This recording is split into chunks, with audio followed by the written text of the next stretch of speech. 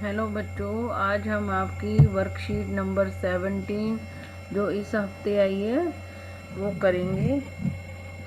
आपने वैसे इसके लिख लिए होंगे क्वेश्चन आंसर। तो जो हमारा वायुमंडल है जिससे हमें ऑक्सीजन मिलती है वो उसमें कई परतें हैं, मतलब वो कई परतों से मिलकर बना है। हमारा वायुमंडल 5 परतों में विभाजित है। जो हमारा वायुमंडल है वो 5 परतों में विभाजित है, जिनके हमारे वायुमंडल की 5 परतें हैं जो पृथ्वी की सतह से आरंभ होती हैं। जो पृथ्वी की सतह से शुरू होती हैं। सभी परतें महत्वपूर्ण हैं और अलग अलग तरह से हमारे लिए उपयोगी हैं। हमारा जो वायुमंडल है जिससे हमें ऑक्सीजन मिलती है उसकी 5 परतें हैं। वो पृथ्वी की सतह से आरंभ होती हैं। सभी परतें महत्वपूर्ण हैं और अलग अलग तरह से हमारे लिए उपयोगी हैं। तो जो जो परतें हैं वो नीचे से पढ़ेंगे, क्योंकि ये हमारी जो शोभमंडल है ये हमारी पृथ्वी की सतह से शुरू होता है। तो पहली जो परत है वो शोभमंडल है। तो यह परत वायुमंडल की सबसे महत्वपूर्ण परत है। क्यों महत्वपूर्ण परत है? क्योंकि इसी परत के द्वारा ही वर्षा होती है। इसी परत में ही जो सर्दी में कोहरा होता है वो पड़ता है और ओला वर्षण इसी परत के अंदर ही होती है। जो ओले पड़ते हैं वो भी इसी, ये वाली जो शोभमंडल है ये हमारे बिल्कुल नज़दीक है। जो भी ये जो शोभमंडल है ये आपने याद करना है। ये परत वायुमंडल की सबसे महत्वपूर्ण परत है। ये नीचे वाली परत है, यहाँ तक है, यहाँ तक ये वाली परत है जो हमारे लिए शोभमंडल कहते हैं इसको। ये हमारे बिल्कुल नज़दीक है। इसी में वर्षा होती है, इसी में ओले पड़ते हैं और इसी में ही कोहरा पड़ता है। और ये 13 किलोमीटर की, हमारी पृथ्वी की सतह से 13 किलोमीटर तक ये फैली हुई है। देखो इसी में माउंट एवरेस्ट आता है और यही हमारे यहाँ पे ये इसी ये हम माउंट एवरेस्ट हम पृथ्वी की सतह के पास है। ये शोभमंडल है पहली परत जो पृथ्वी की सतह की परत है, जो महत्वपूर्ण परत है। शोभमंडल सबसे महत्वपूर्ण परत है और इसको हम पहली परत कहेंगे। इसकी औसत ऊंचाई 13 किलोमीटर। आप कहोगे ऊपर से, तो ऊपर तो कुछ और परत दे रखी है, लेकिन हमारी पहली परत यही है। इसकी औसत ऊंचाई 13 किलोमीटर है। ये भी याद करना है शोभमंडल की ऊंचाई कितनी है। हम इसी मंडल में मौजूद वायु में सांस लेते हैं। जो शोभमंडल के अंदर वायु होती है उसी में हम सांस लेते हैं। मौसम की जो सारी घटनाएं, वर्षा, ओलावृष्टि, कोहरा वगैरह इसी परत के अंदर पड़ता है और ये 13 किलोमीटर की ऊंचाई तक फैली हुई है। अगली हमारी है जो शोभमंडल के ऊपर वाली परत है उसको क्या कहते हैं? समताप मंडल। ये वाला समताप मंडल है, लिखा वो भी हुआ है। ये वाला हमारा क्या है? समताप मंडल।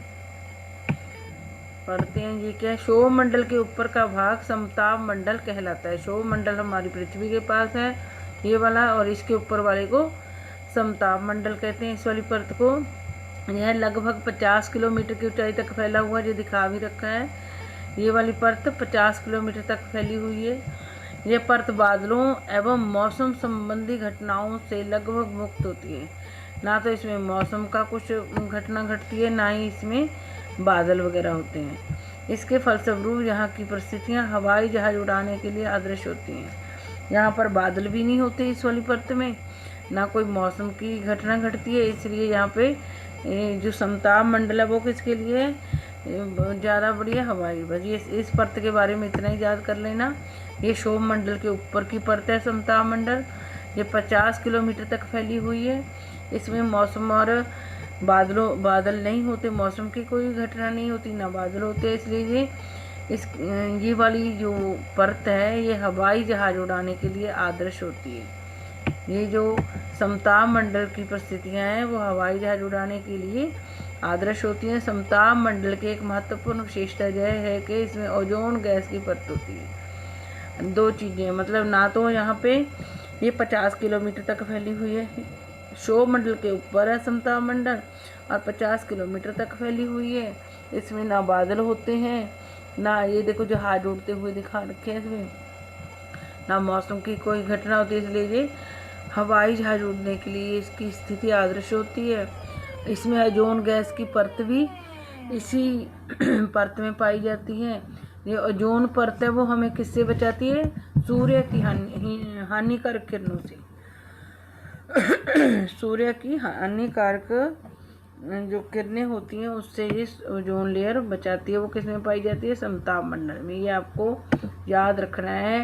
एक तो हवाई जहाज उड़ते हैं इसमें, एक सूर्य की जो हानिकारक किरणों से बचाने वाली ओजोन लेयर है वो भी समताप मंडल में पाई जाती है।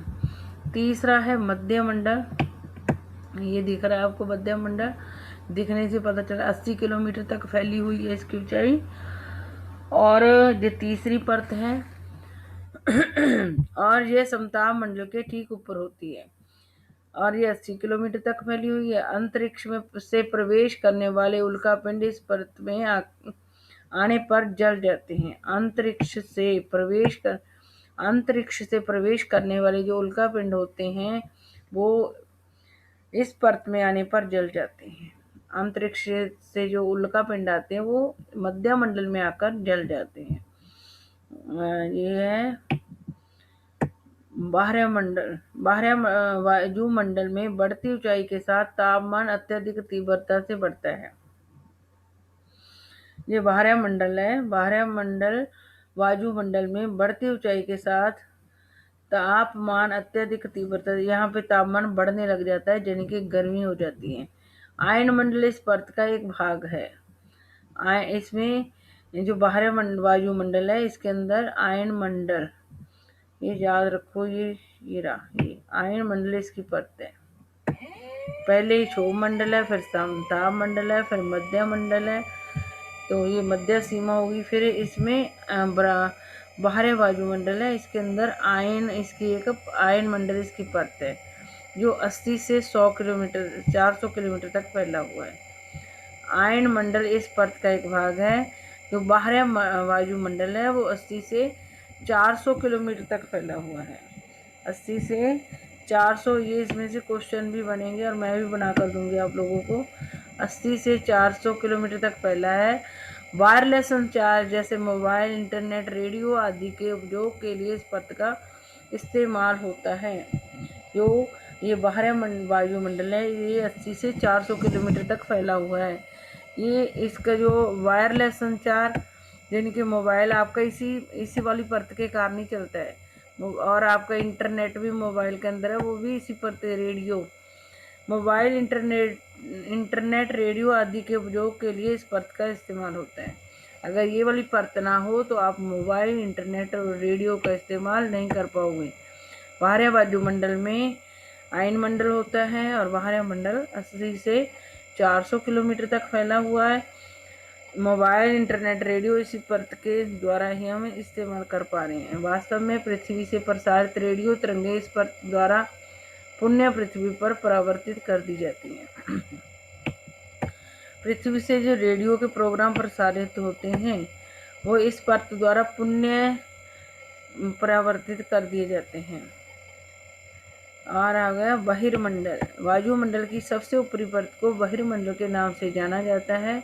ये वायुमंडल की पतली परत होती है, ये वाली परत, ये बहिर्मंडल हो गया। ये वायुमंडल की पतली परत होती है।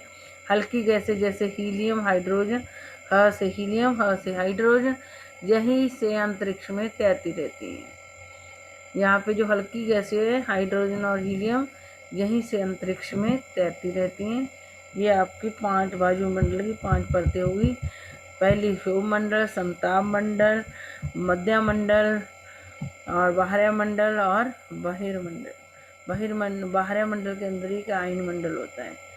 ये आपको वैसे इनका पता होना चाहिए क्योंकि ये जो बाह्य वायुमंडल है ये इसी के कारण आपका मोबाइल, इंटरनेट, रेडियो चलता है। और बहिर्मंडल में हीलियम और हाइड्रोजन गैस पाई जाती है और कुछ नहीं है इसमें। और कौन कौन सी पहली परत हमारे लिए महत्वपूर्ण है, दूसरी परत भी क्योंकि उसमें ओजोन लेयर और हवाई जहाज उड़ते हैं, और तीसरी परत में इसमें उल्कापिंड जल जाते हैं अंतरिक्ष से आकर। और यहाँ ये एक हमारी पहली क्षोभ मंडल, समताप मंडल और बाह्य मंडल हमारे लिए तीनों उपयोगी परतें हैं। इनके बारे में आप ढंग से क्षोभ मंडल, समताप मंडल और बाह्य मंडल नीचे दिए गए चित्र से संबंधित वायुमंडल की परतों के नाम लिखिए। ये कौन से वायु ये हवाई जहाज कितने किस में गिरते वो करते हैं, समताप मंडल में चलते हैं। उल्का पिंड किस में जलते हैं, ये मध्य मंडल में जलते हैं। उल्का पिंड जल रहा है तो किस में होगा, इसमें मध्य मंडल, इसमें मध्य मंडल में उल्का पिंड जलते हैं। ये किस में होते हैं, ये बाह्य मंडल में। रेडियो की तरंगे कहाँ होती हैं, यहाँ पे होंगी।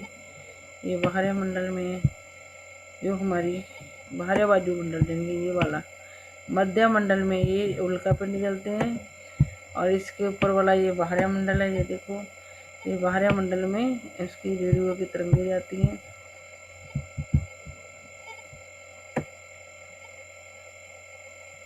ठीक है, ये बना हुआ है बाह्य मंडल में। ये क्या है, ये बादल कहाँ होते हैं, क्षोभ मंडल में होते हैं। ये क्षोभ मंडल है। ओजोन परत मानव जीवन के लिए क्यों महत्वपूर्ण, वर्णन कीजिए। ये आपने पढ़ ही लिया कि ये हमें सूर्य की से आने वाली हानिकारक गैसों से हमारी रक्षा करती है, इसलिए महत्वपूर्ण है। ये बादल वगैरह कहाँ होते हैं, ये क्षोभ मंडल में होते हैं, पहले वाली परत में। ये क्या लिखा है, ये आपकी जो पहली वाली वर्कशीट है इस हफ्ते की वो कंप्लीट हो गई।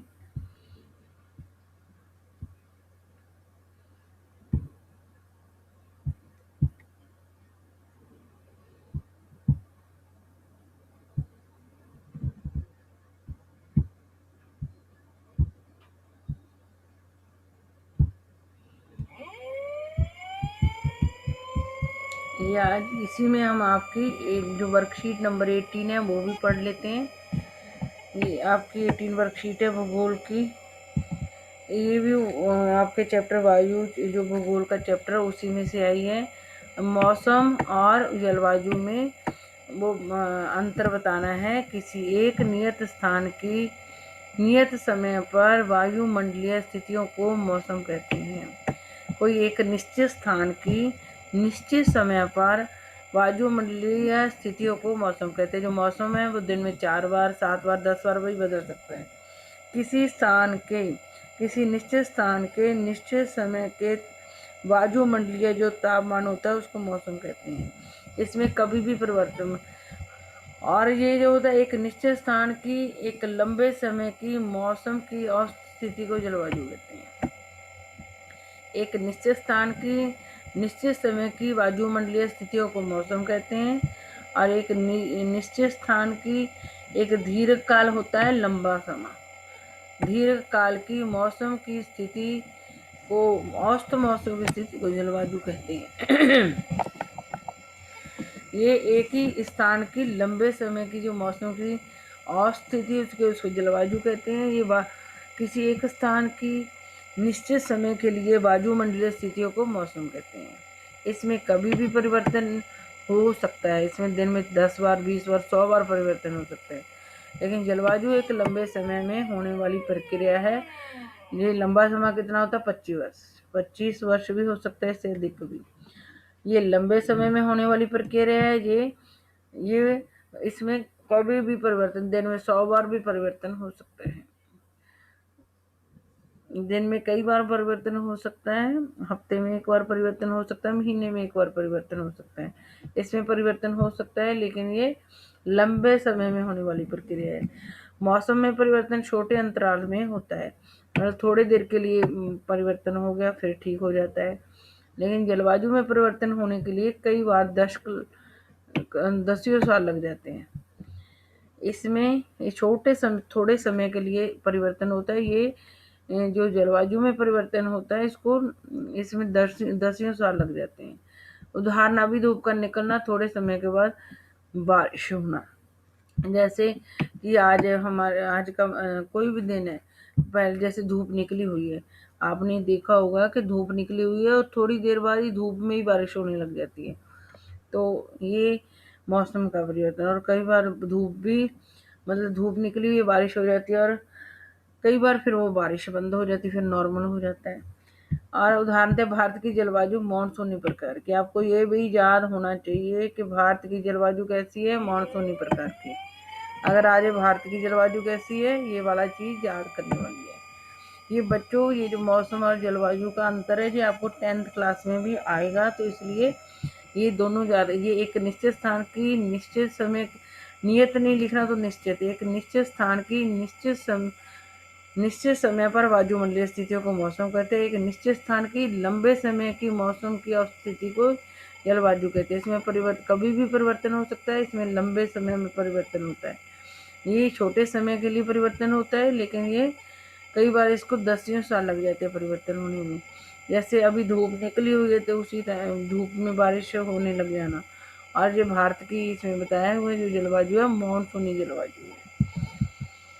आगे पढ़ते हैं। मौसम को प्रभावित करने वाले कारक। आप अपने शहर का तापमान किस प्रकार जानते हैं? मौसम का पूर्वानुमान आपकी किस प्रकार सहायता कर सकते हैं? अब पूर्वानुमान, अगर हमें मौसम का अनुमान हो, तो हमने कहीं जाना हो, अगर बारिश आने वाली है तो हम छाता लेकर जा सकते हैं। तो मतलब हम आने वाले मौसम का सामना करने के लिए तैयार रहते हैं।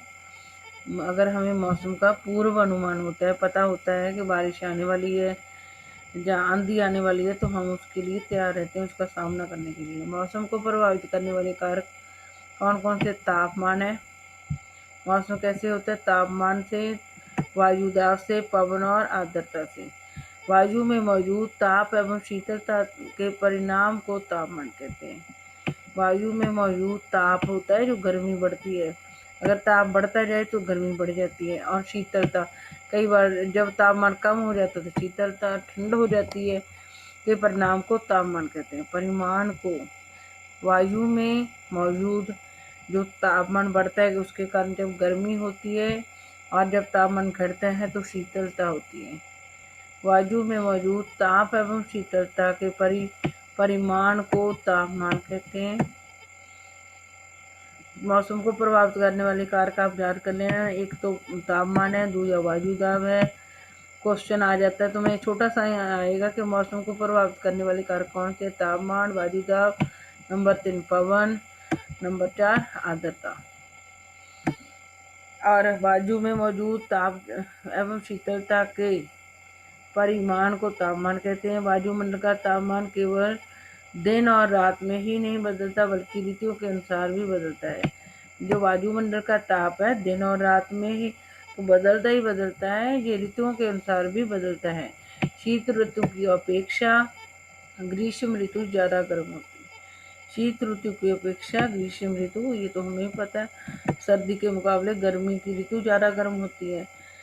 आतपन एक महत्वपूर्ण कारक है जो तापमान के वितरण को प्रभावित करता है। आतपन एक महत्वपूर्ण कारक है जो तापमान के वितरण को प्रभावित करता है। सूर्य से आने वाली यह ऊर्जा जिसे पृथ्वी रोक लेती है, आतपन कहलाती है। आपको याद करना, आतपन क्या है? ये महत्वपूर्ण कारक है जो तापमान को के वितरण को प्रभावित करता है। कि तापमान कहाँ कहाँ जो फैलेगा, कैसे फैलेगा? तो सूर्य से आने वाली यह ऊर्जा जिसे पृथ्वी रोक लेती है, आतपन कहलाता। सूर्य की तरफ से जो ऊर्जा आती है जिसको पृथ्वी रोक लेती है, उसको आतपन कहते हैं। जो सूर्य से आने वाली ऊर्जा जिसको पृथ्वी रोक लेती है, उसको आतपन कहते हैं। ये याद कर लेना। मैं ये क्वेश्चन भी आपको क्वेश्चन बनाकर दूंगी। आप क्वेश्चनों को इनको लिख लें। क्वेश्चन, आतपन किसे कहते हैं, या वायुमंडल का, ये चीजें याद करने वाली है। जो वायुमंडल का तापमान है, इसमें बताया गया वो दिन और रात में ही नहीं बदलता, ऋतुओं के अनुसार बदलता है। शीत ऋतु के मुकाबले गर्मी की ऋतु ज़्यादा गर्म होती है, ये बताया हुआ है। आतपन की मात्रा भूमध्य रेखा से ध्रुवों की ओर घटती है। आतपन को सूर्य ताप भी कहते हैं। आतपन क्या होता है? सूर्य ताप भी होता है। जैसे जैसे हम भूमध्य रेखा बीच में होती है हमारी पृथ्वी को बराबर हिस्सों में बांटती है। अगर भूमध्य रेखा से हम ऊपर की तरफ चलते हैं, ध्रुवों की तरफ चलते हैं, तो जो सूर्य ताप होता है वो कम होता जाता है, इसलिए तापमान उसी प्रकार घटता है। इसी कारण से ध्रुव बर्फ से ढके हुए होते हैं।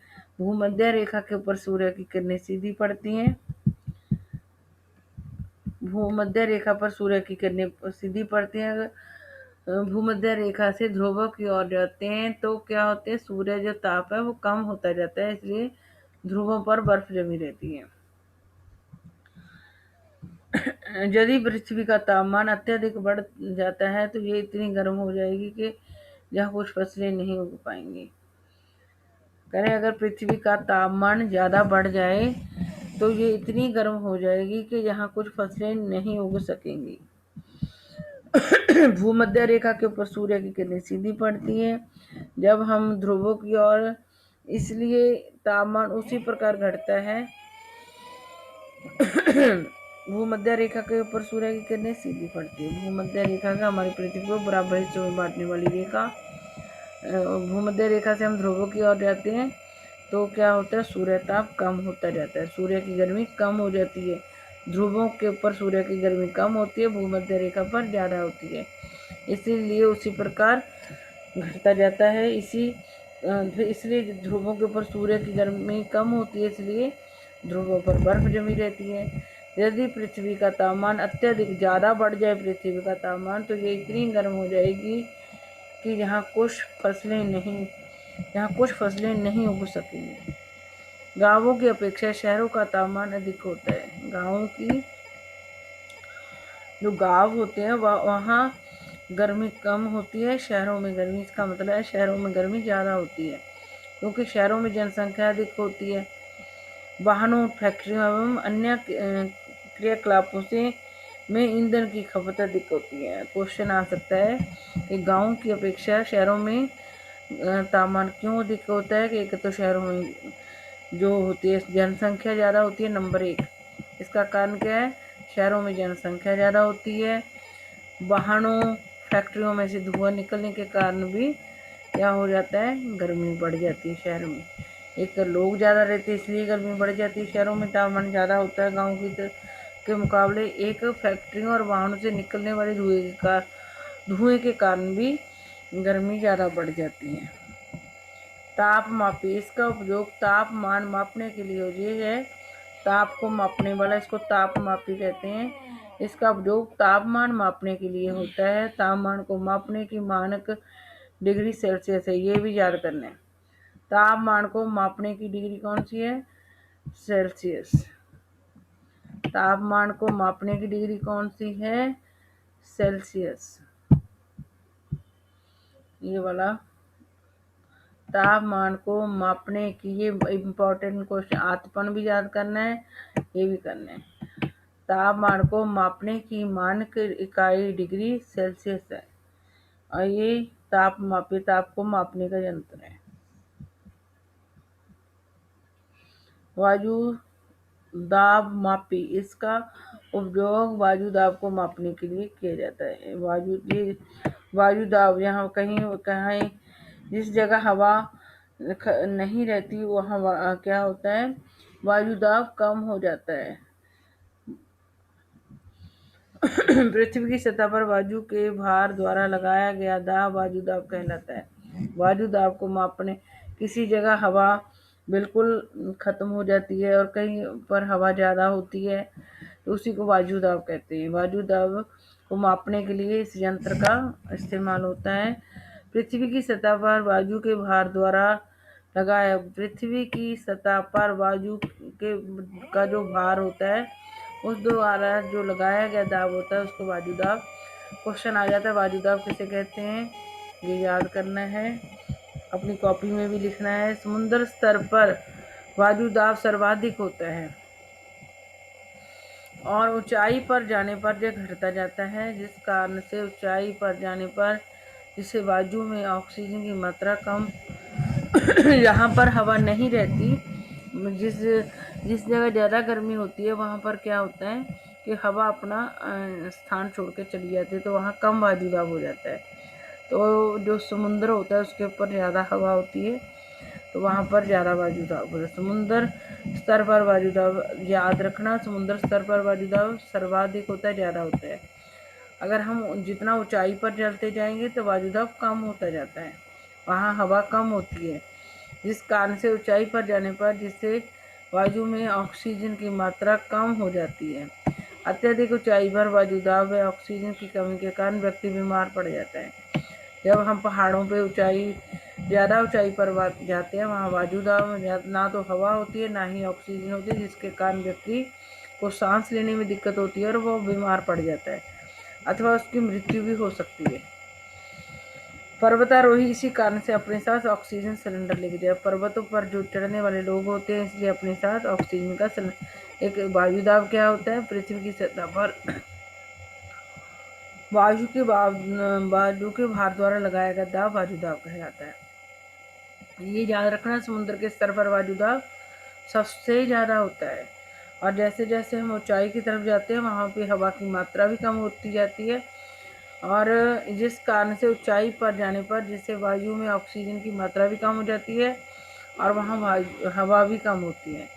अत्यधिक ऊंचाई पर वायुदाब में ऑक्सीजन की कमी के कारण व्यक्ति कई बार बीमार भी पड़ जाता है और कई बार उसकी मृत्यु, क्योंकि ऑक्सीजन के बिना और हवा के बिना हमें सांस नहीं आती। पर्वतारोही इसी कारण अपने साथ पर्वतारोही जो पर्वतों पर ऊंचे ऊंचे पर्वतों पर चढ़ते हैं, अपने साथ ऑक्सीजन का सिलेंडर इसलिए लेकर जाते हैं कि ताकि अगर उनको ऑक्सीजन की कमी लगे तो ऑक्सीजन सिलेंडर की सहायता से वो सांस ले सकें। वायुदाब का क्षैतिज वितरण किसी स्थान पर उपस्थित वायु के ताप पर प्रभावित होता है। वायुदाब का क्षैतिज वितरण किसी स्थान पर उपस्थित वायु के ताप पर द्वारा प्रभावित होते हैं। अधिक तापमान वाले क्षेत्रों में वायु गर्म होकर ऊपर उठ जाती है। ये मैंने पहले भी बताया कि जिस जगह ज़्यादा गर्मी होती है, जिन एरियाज में ज़्यादा गर्मी पड़ती है, वहाँ से वायु गर्म होकर ऊपर को उठ जाती है। ये न्यून दाब क्षेत्र बनता है। क्वेश्चन ये भी आ जाता है कि न्यून दाब क्षेत्र किसे कहते हैं। आप क्या करोगे? जिस जगह अधिक तापमान हो, वहाँ की वायु गर्म होकर ऊपर उठ जाती है और वहाँ न्यून वायुदाब बन जाता है। न्यून दाब बादल युक्त आकाश एवं नम मौसम के साथ जुड़ा होता है। न्यून दाब बादल युक्त आकाश एवं नम मौसम के साथ जुड़ा होता है। कम तापमान वाले क्षेत्रों की वायु ठंडी होती है, इसके फलस्वरूप यह भारी होती है। जिस जगह पर ठंड होती है, कम तापमान वाले क्षेत्र की वायु ठंडी होती है, जिसके फलस्वरूप ठंडी होने के कारण उसमें नमी ज़्यादा होती है और वो भारी होती है। भारी वायु निमज्जित होकर उच्च दाब क्षेत्र बनाती है। उच्च दाब के कारण स्पष्ट एवं स्वच्छ आकाश होता है। उच्च दाब के कारण जो आकाश होता है वो स्वच्छ और स्पष्ट होता है। जिस जगह ज़्यादा गर्मी होती है जहाँ पे, वहाँ निम्न वायुदाब क्षेत्र होता है। जहाँ ज़्यादा ठंड होती है वहाँ पे उच्च वायुदाब होता है। उच्च वायुदाब क्या होता है और निम्न वायुदाब, ये आपको पता होना चाहिए। जिस जगह ज़्यादा गर्मी होती है वहाँ की हवा गर्म होकर ऊपर उठ जाती है और निम्न वायुदाब क्षेत्र बनता है। और जिस जगह ठंड होती है वहाँ की हवा भारी होती है तो वह ऊपर नहीं उठ सकती, इसलिए वहाँ पर उच्च वायुदाब होता है। और जहाँ पे उच्च वायुदाब होता है वह स्पष्ट और स्वच्छ आकाश दिखाई देता है। भूमध्य रेखा से ध्रुवों की तरफ जाने पर तापमान की मात्रा क्यों बढ़ती है? क्योंकि भूमध्य रेखा पर सूर्य की किरणें सीधी पड़ती है और ध्रुवों तक और ध्रुवों पर तिरछी पड़ने के कारण ध्रुवों की तरफ तापमान आतपन कम होता है।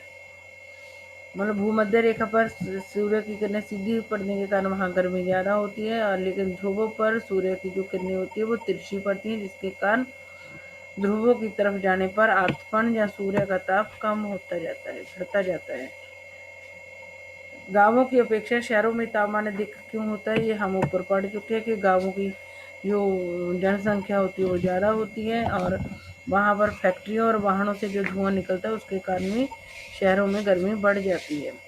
ठंडे क्षेत्रों में किस प्रकार का वायुदाब किस प्रकार का होता है? ठंडे क्षेत्रों में किस प्रकार का वायुदाब किस प्रकार होता है? ठंडे क्षेत्रों में हम पढ़ चुके हैं, जो ठंडे क्षेत्र होते हैं वहाँ जो वायु होती है वो ठंडी होती है, भारी होती है, जिसके कारण वहाँ पर उच्च दाब होता है। तो ये जो क्वेश्चन है, एक बार आप ये वीडियो सुन लेना, उसके बाद मैं आपको ये क्वेश्चन लिख कर दे दूँगी। अगर आप वीडियो देखते हुए लिख सके तो लिख लेना, नहीं तो फिर मैं आपको लिख कर दे दूँगी।